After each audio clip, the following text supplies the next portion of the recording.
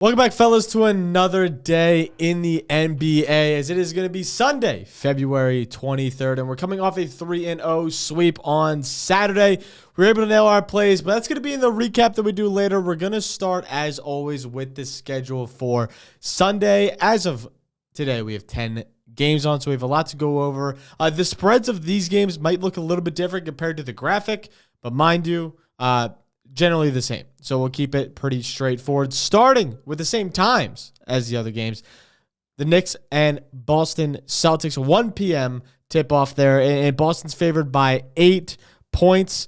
Now, again, Boston at home is always a dangerous team. Again, going against the Knicks team, Josh Hart is questionable. He will probably play. OG Anunoby's questionable. He is actually questionable. We don't know if he's going to play or not.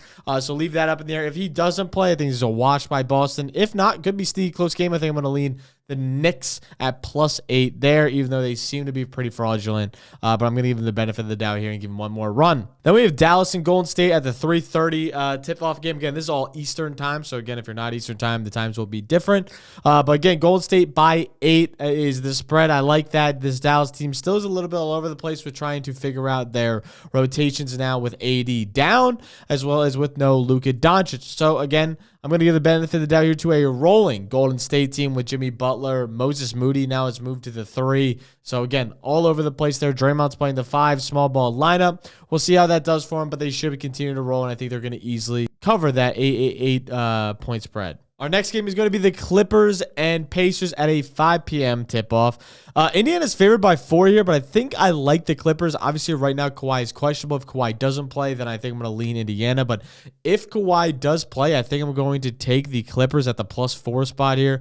I think they end up winning this game. I get it's in the Pacers in Indiana, but I think Kawhi ends up being the biggest factor here against Pascal Siakam. Again, obviously, if Siakam is able to kind of run freely with no Kawhi, looks like a different game, but I think the Clippers are able to get this done in the 5 o'clock slot there. Detroit at Atlanta, I'm looking forward to this game. Not betting on this game. It's a little bit up in the air with how I would bet. I know some people have some lines on this, so if you want to go check those out on Twitter, you can. I personally don't have a bet on this game, but Detroit at Atlanta, always a good game here. Detroit's favored by 3. I think I like that. Detroit, even though being away, Trae Young is playing.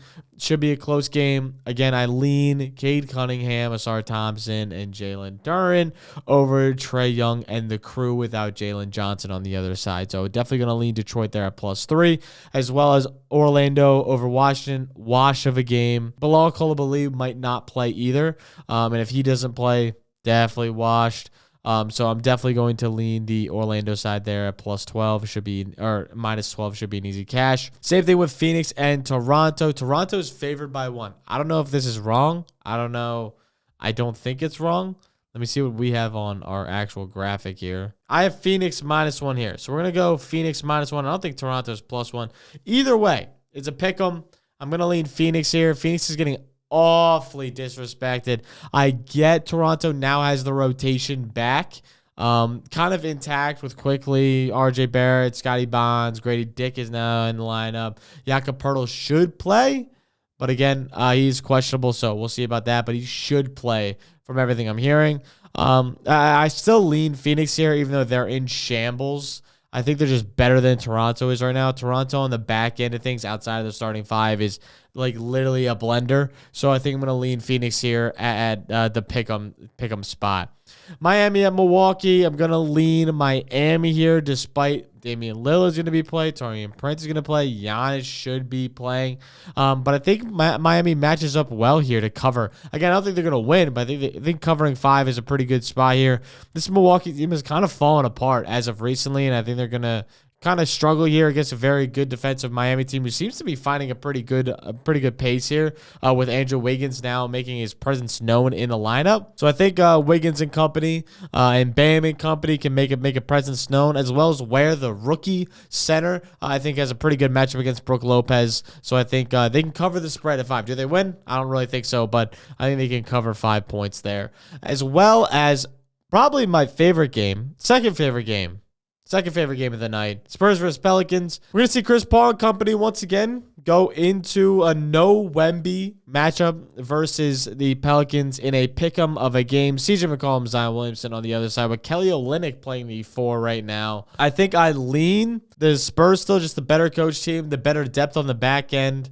The Pelicans still don't have much on the back end outside of the starting 5, so definitely going to lean the bench depth for the pick'em there for San Antonio. But I think Zion is a big day here. No Wemby, so obviously that paint is going to be just Charles Bassey. How well is Charles Bassey really going to match up? He's an all right fringe center, but again, I don't see him really making that big of an impact in the paint against guys like Zion Williamson here. So I'm going to lean the Spurs, again, just because of the depth there. But I think this could be a really close game as the books predicted as well. Then we have Memphis at Cleveland. Cleveland's favored by 5.5. I think Cleveland still wins this. I get Memphis, again, ISO ball team. They're not running a ton of pick and rolls. They're running a very, very high and tight defense. But Cleveland has just been Cleveland. They have been insane so far this year, as well as their at-home record is just even better than that. They're playing out of their mind. I think I'm going to continue to hammer them whenever they're at home at minus 5.5. OKC at Minnesota, the game I'm looking forward to most. The spread is 9.5, but I think this is a close game. I'm taking Minnesota plus 9.5 there pretty easily. I get there's no Rudy Gobert, but I think that makes for a better offensive game between these two teams. I think SGA is going to be able to get to the rack pretty easily, while I think Anthony Edwards is going to end up chucking most of this game to try to keep them in this game, as well as Naz Reid should also have a pretty big game here.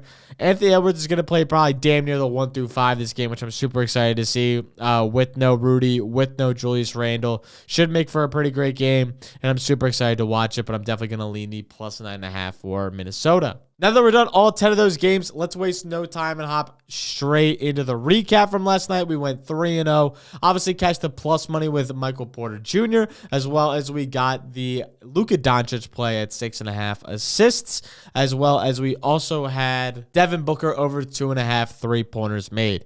So, seems like a pretty good day. 3-0, we'll take the sweep. Great bounce back day. I felt like we should have had one on Friday. I knew we were close, and then we got it done on Saturday. That's what you love to see, plus 3 units. For the month so far, we are plus 7.5 units, 30 and 20 record. So, again, like to see that climb. If we can finish anywhere at 10 units on a month, I feel great about that. I know there's some fake ass bettors out there, some real ones that are like, if you're not up 50 units in a month, whatever, I'll take 10 units any day of the week. Any month of the year, I'll take plus 10 units. And we keep climbing and moving on here. So, again, plus 7.5 units on the month in the NBA. So, let's keep it pushing now to the plays of the day. I have 5 plays for you. I'm going to fire through them pretty fast here. Obviously, I've been already rambling a lot. SGA to go over 29.5 points is going to be my first play. I already posted that on Twitter, so you should see it the night before this goes out. But SGA to hit over this line instead of in 8 of the last 10 games versus Minnesota, as well as SGA's hit over this line in 60% of games this season. The reason why this line is so low is because he shot like dog shit just 2 games ago when they played Minnesota, shooting 30%. If you think he's going to shoot 30% again, take the under.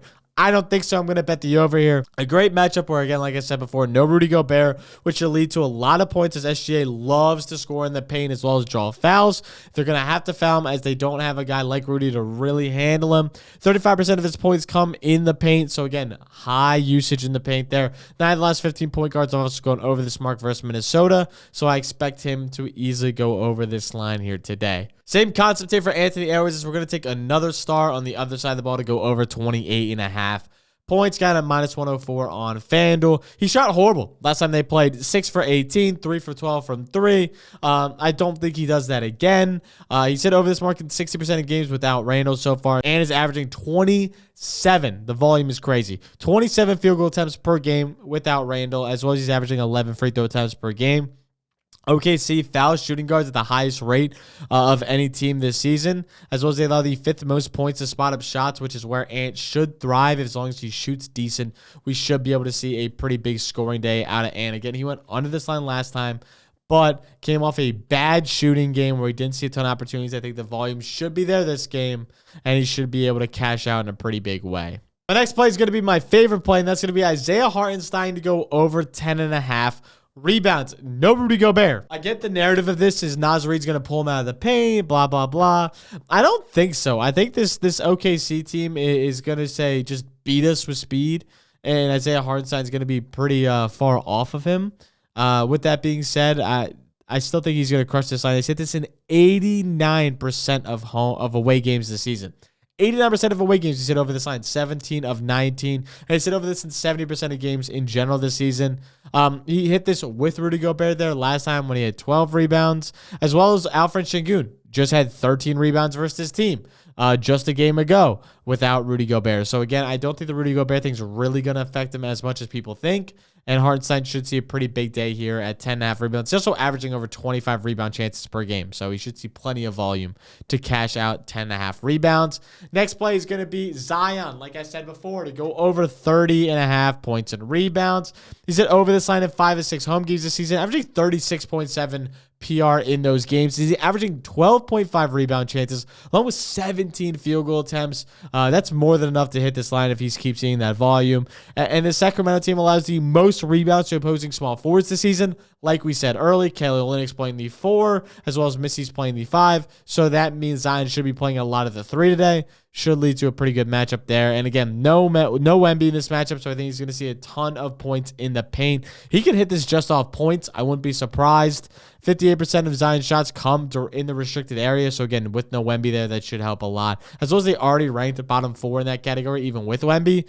So I think this should be a pretty good Zion day here with a good matchup. Should see good volume, and I really like it, especially more without Wemby. And our last play, we're going to be staying in that same game as De'Aaron Fox is going to go over 25.5 points. No Wemby. Fox has gone over this in 2 of 2 games. I get this a tiny sample size, but he's seen a 6% usage bump without Wemby. That is massive. Going from 26% usage to 32% usage is a huge bump. With anyone over 30% usage, you love to see that, and that's where we want to be.